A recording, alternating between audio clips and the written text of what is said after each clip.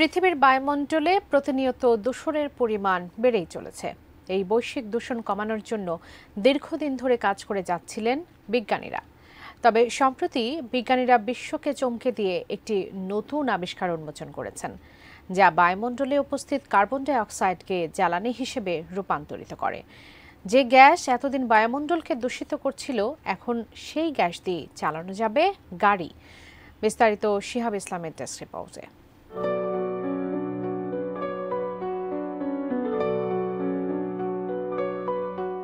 বিশ্বের বিভিন্ন অঞ্চলে কার্বন ডাই অক্সাইডের মতো ক্ষতিকর গ্রিনহাউস গ্যাসের পরিমাণ দিন দিন বাড়ছে, যা বৈশ্বিক জলবায়ু পরিবর্তনের প্রধান কারণ।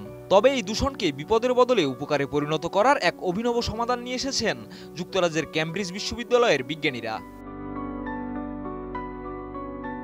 বিশ্ববিদ্যালয়ের একদল বিজ্ঞানী এমন একটি যন্ত্র তৈরি করেছেন, যা বায়ুমণ্ডলে থাকা কার্বন ডাই অক্সাইডকে শক্তির উৎসে পরিণত করতে সক্ষম।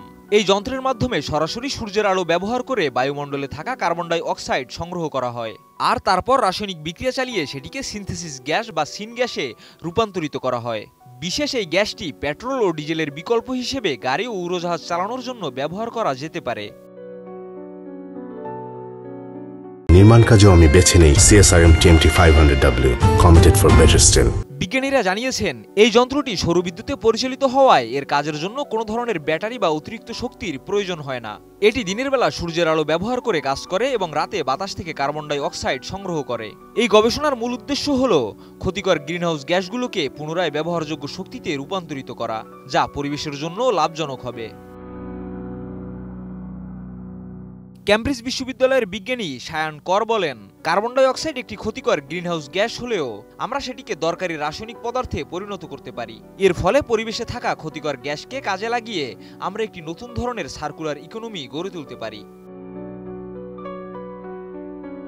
অধ্যাপক এরউইন রেইসনার আরও বলেন, আমরা যেসব পণ্যের উপর নির্ভর করি সেগুলোর জন্য জীবাশ্ম জ্বালানি খনন ও পোড়ানোর বদলে এখন আমরা সরাসরি বায়ুমণ্ডল থেকে কার্বন ডাই অক্সাইড সংগ্রহ করে তা পুনরায় ব্যবহার করতে পারি।